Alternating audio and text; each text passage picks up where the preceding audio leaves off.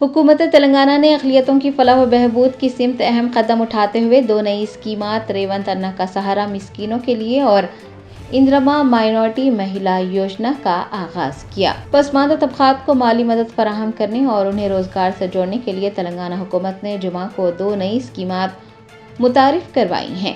وزیر برائے اقلیتی بہبود اڈلوری لکشمن کمار اور محمد عبید اللہ کوتوال چیئرمین TGMFC نے سکریٹریٹ میں نئی اسکیمات کا آغاز کیا۔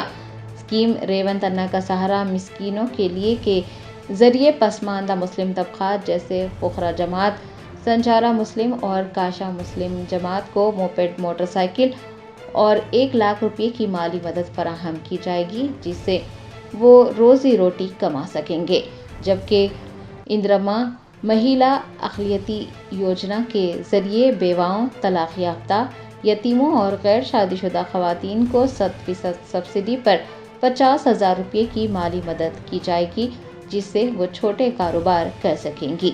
دونوں اسکیمات کے لیے ویب سائٹ tgobmms.cgg.gov.in پر درخواستیں داخل کرنی ہوں گی۔ پہلی اسکیم کے لیے درخواست گزار کو Aadhaar card, ration card, community certificate, driving licence منسلک کرنا ہوگا۔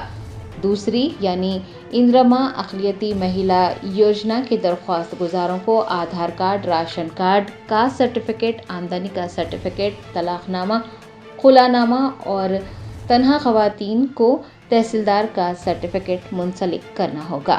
ویب سائٹ پر درخواستیں داخل کرنے کا آج سے آغاز ہو چکا ہے۔ ویب سائٹ 6 اکتوبر تک کھلی رہیں گی۔ یاد رہے کہ آف لائن درخواستیں قبول نہیں کی جائے گی۔ وزیر اڈلوری لکشمن کمار نے بتایا کہ تلنگانہ حکومت نے ان دونوں اسکیمات کے لیے 30 کروڑ روپے مختص کیے ہیں، جو کہ اقلیتوں کی فلاح و بہبود کے لیے حکومت کے مضبوط عزم کی عکاسی کرتا ہے۔